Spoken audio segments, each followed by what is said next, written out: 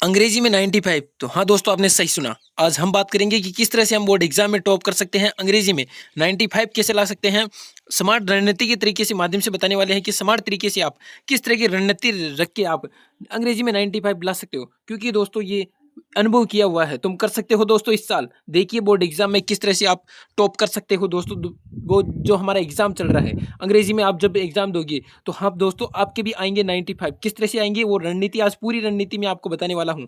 तुम भी इस साल टॉप करोगे दोस्तों। जिस तरह से आप ये कॉपी देख रहे हो उस तरह से आपकी भी चेक होने वाली है। आपके भी दोस्तों 80 में से 80 आने वाले हैं। तो किस तरह से आएंगे, बने रहे मेरे साथ। हम ऐसी रणनीति के माध्यम से आपको बताएंगे कि पूरी रणनीति आपके दिमाग में होनी चाहिए। और दोस्तों अच्छी तरीके से, इस तरह से जिस तरह से हम रणनीति बता रहे हैं उस तरह से अगर आप पढ़ोगे तो मैं 100% दावा कर सकता हूं कि आपके अंग्रेजी में दोस्तों 95 आने से कोई नहीं रोक सकता। तो चलिए दोस्तों, क्या है तो यानी दोस्तों टॉपिक वाइज चलेंगे, पॉइंट वाइज पॉइंट देखते जाइए। हमारा पहला पॉइंट है दोस्तों लिटरेचर, यानी दोस्तों बुक और चैप्टर पोएम, यानी दोस्तों किताब में जो किताब है हमारी उसको किस तरह से कवर करें। तो हर चैप्टर में दोस्तों, हर चैप्टर और पोएम की समरी अच्छे से याद करें। यानी कि दोस्तों एक चैप्टर बहुत बड़ा सा, उसकी शॉर्ट समरी, यानी दोस्तों एक छोटा सा एक पार्ट पूरा तैयार कर लो छोटे माध्यम से। उसके दोस्तों इंपॉर्टेंट थीम क्या है, करेक्टर क्या है दोस्तों, और मोरल, इन पर दोस्तों छोटे छोटे नोट्स बनाओ। इनको करेक्टर देखो, इनमें कौन कौन से करेक्टर है और करेक्टर का क्या क्या काम है, थीम क्या है इसमें, और इससे मेरे को शिक्षा क्या मिलती है, मोरल क्या है, इसका मेन मेन उद्देश्य क्या है। इस तरह से आप हर एक चैप्टर को अच्छे से एक शॉर्ट समरी की तरह तैयार करो।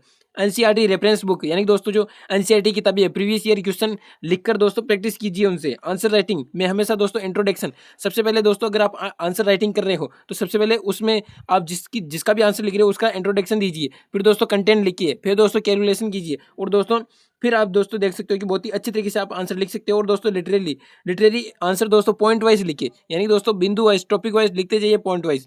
और दोस्तों जरूरत हो तो उसमें कोटेशन भी डालने की कोशिश कीजिए, क्योंकि दोस्तों एग्जामिनर पर वो दोस्तों बहुत ही इफेक्ट करता है आप कोट्स और अच्छी तरीके से आंसर लिखते हो तो। फिर दोस्तों राइटिंग सेक्शन, कि हम राइटिंग सेक्शन किस तरह से अच्छा कर सकते हैं। तो दोस्तों notice, letter, article, report, speech, इन सब के दोस्तों फॉर्मेट आपको 100% क्लियर कर लेने हैं। क्योंकि दोस्तों एक नोटिस होगा उसका जो फॉर्मेट होगा वो बाकी नोटिस का भी होगा। उसी तरह से दोस्तों एक लेटर आप अच्छी तरह से तैयार कर लीजिए, सारे लेटर में वो फॉर्मेट चल जाएगा। इसी तरह से सभी का एक जो फिक्स लाइन होती है, फिक्स लाइनें होती है, उनको याद रखिए दोस्तों। बहुत ही अच्छी तरीके से आपको राइटिंग सेशन में हेल्पफुल आपको करेगी दोस्तों। फिर क्या दोस्तों, प्रैक्टिस करते समय वर्ड लिमिट का ध्यान रखिए।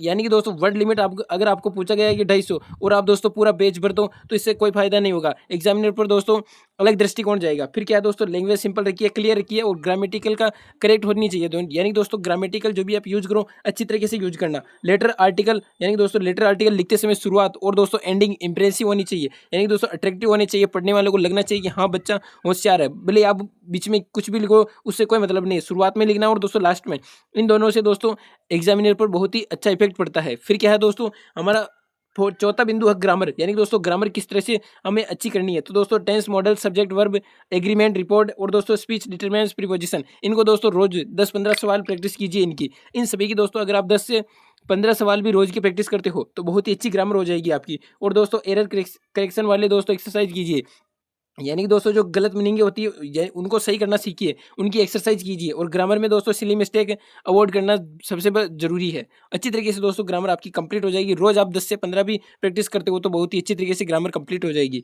फिर क्या दोस्तों, एग्जाम रिटन टिप्स, यानी कि दोस्तों आप एग्जाम में किस तरह से लिख सकते हो। आंसर नीट लिखिए, यानी कि दोस्तों आंसर बहुत ही अच्छे लिखिए। और दोस्तों हेड राइटिंग जो दोस्तों रीडेबल होनी चाहिए, यानी कि दोस्तों पढ़ने योग्य होनी चाहिए। आप दोस्तों इस तरह से लिख दो तो कोई मतलब नहीं है, यानी कि दोस्तों एग्जामिनर को साफ सुथरा आंसर चाहिए, उसको समझ में आना चाहिए कि इसने किस तरह से लिखा। आप दोस्तों सबसे पहले हेडिंग डालिए, फिर अंडरलाइन उस पर कीजिए और बुलेट पॉइंट से उनका यूज कीजिए, और अच्छी तरीके से दिखाने का, एक साफ सुथरा दिखाने का प्रयोग कीजिए, लाइन छोड़ के कीजिए। टाइम मैनेजमेंट का ध्यान रखिए दोस्तों, टाइम मैनेजमेंट करें। पहले वो सेक्शन कीजिए जिसमें आप स्ट्रॉन्ग है, यानी दोस्तों जिसमें आप मजबूत हो। जाते ही दोस्तों आपको पैसेज नहीं करने, अगर आपको नहीं आते हैं तो बहुत ही अच्छी तरीके से जो चीज़ आपको आती है वो करिए दोस्तों। एक्स्ट्रा पॉइंट से याद आए, यानी दोस्तों एक्स्ट्रा पॉइंट याद आए तो आंसर के अंत में ऐड कर सकते हो आप, बहुत ही अच्छी तरीके से आपको हेल्पफुल मदद करेगा। फिर क्या है दोस्तों, डेली दोस्तों 1 घंटा लेक्चर देखिए, 1 घंटा दोस्तों राइटिंग और ग्रामर को दीजिए, और 30 मिनट दोस्तों रीडिंग करें। यानी कि दोस्तों जितनी आप अंग्रेजी में रीडिंग करोगे आपको मीनिंग उतनी ताज़ा हो जाएगी। तो इंग्लिश में आप 95 प्लस लाने का बहुत ही आसान तरीका होगा दोस्तों।